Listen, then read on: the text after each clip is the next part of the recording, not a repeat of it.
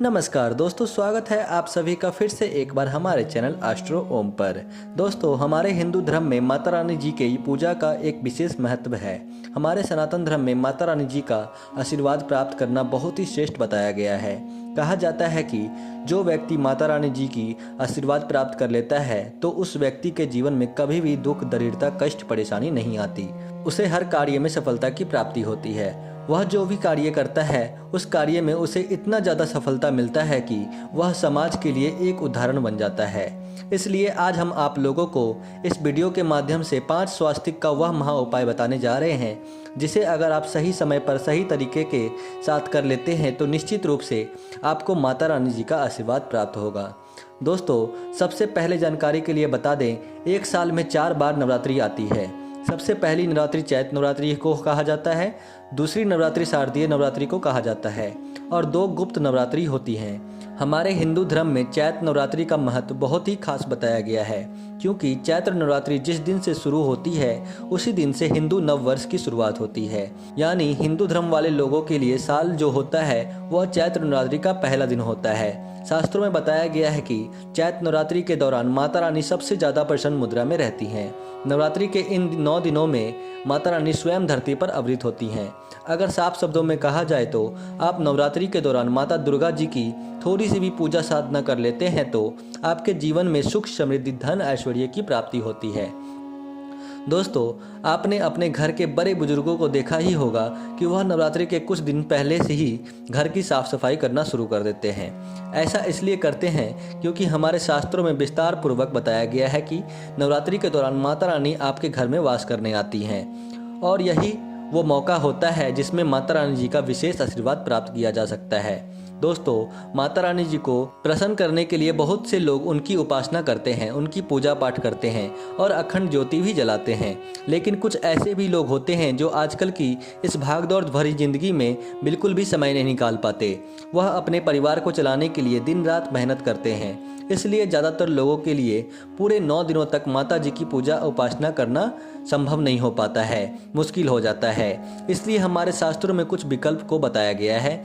यानी अगर आप चैत्र नवरात्रि के दौरान 5 स्वास्तिक का वह महा उपाय कर लेते हैं जो हम आपको इस वीडियो के द्वारा बताने जा रहे हैं तो यकीन मानिए माता रानी जी का वह आशीर्वाद आपको प्राप्त होगा, जिसके बाद आपके जीवन से गरीबी, दरिद्रता, परेशानी, कष्ट हमेशा हमेशा के लिए खत्म हो जाएगी और आपके जीवन में धन, दौलत, सुख, समृद्धि का आगमन होने लगेगा।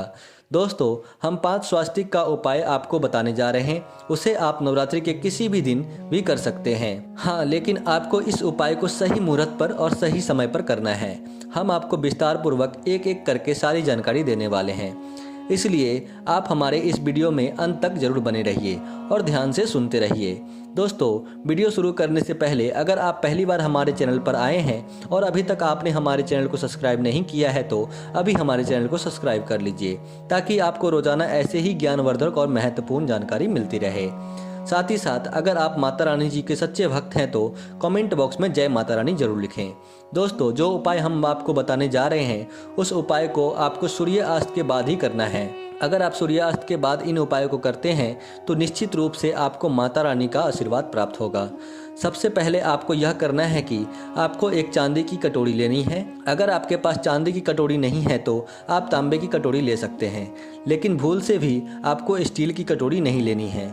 फिर उस कटोरी में आपको थोड़ी सी हल्दी रखनी है। फिर शुद्ध गाय की घी उस कटोरी में डालना है और उसे अच्छे से मिलाकर अब आपको करना क्या है उसे ध्यान से सुन लीजिए। अगर आपके घर में माता रानी जी का चौकी लगी हुई है तो आप वहां बैठ जाइए, या फिर आपके घर में माता रानी जी की चौकी नहीं लगाई गई है तो आप अपने पूजा घर में बैठ जाइए जहां पर माता रानी जी की मूर्ति स्थापित है या फिर उनकी फोटो लगी हुई है। फिर वहाँ पर आपको एक लाल कपड़ा बिछाना है और वहाँ पर एक घी का दीपक जलाना है और उस लाल कपड़े के ऊपर दीपक को रख देना है। लेकिन इस बात का आपको ध्यान रखना है कि जितने देर तक आप इस पूजा को करेंगे उतने देर तक यह दीपक जलते रहना चाहिए। उसके बाद आपको उस कटोरी को लेकर के आना है जिसमें आपने हल्दी और घी को मिलाया था। फिर वहाँ बैठकर दुर्गा चालीसा का पाठ करना है। उसके बाद अपने मुख्य द्वार पर चले जाना है और वहाँ पर 2 स्वास्तिक बनाना है। यानी दाईं तरफ एक स्वास्तिक बनाना है और बाईं तरफ एक स्वास्तिक बनाना है। अगर आप अपने मुख द्वार पर स्वास्तिक का चिन्ह बनाएंगे तो इसका मतलब यह है कि आप माता रानी को अपने घर में आमंत्रित कर रहे हैं। इसके अलावा घर के मुख द्वार पर स्वास्तिक चिन्ह बने रहने से माता लक्ष्मी जी भी दौड़ी चली आती हैं और अपनी कृपा दृष्टि बरसाती हैं। तीसरा, आपको जो स्वास्तिक का चिन्ह बनाना है वह चिन्ह अपने रसोई घर में बनाना है। घर के किचन में इसलिए बनाना है क्योंकि घर के किचन में माता अन्नपूर्णा जी का वास माना जाता है, इसलिए आपको यहाँ स्वास्तिक का तीसरा चिन्ह बनाना है। हाँ, लेकिन जब भी आप रसोई में स्वास्तिक का चिन्ह बनाएं तो इस बात का ध्यान रखें कि वह चिन्ह बाएं तरफ होना चाहिए। 3 स्वास्तिक आपने बना लिया। अब चौथा स्वास्तिक आपको बताने जा रहा हूँ। वह अपने धन रखने वाले स्थान में या अलमारी में बनाना है। अगर आप अपनी तिजोरी में स्वास्तिक का चिन्ह बना लेते हैं तो इससे माता रानी के साथ साथ माता लक्ष्मी जी का भी विशेष आशीर्वाद प्राप्त होता है और आपके जीवन में धन से संबंधित जितनी भी समस्या होगी वह पूरी तरह से खत्म हो जाएगी और आपके जीवन में धन का आगमन तेज गति से होने लगेगा।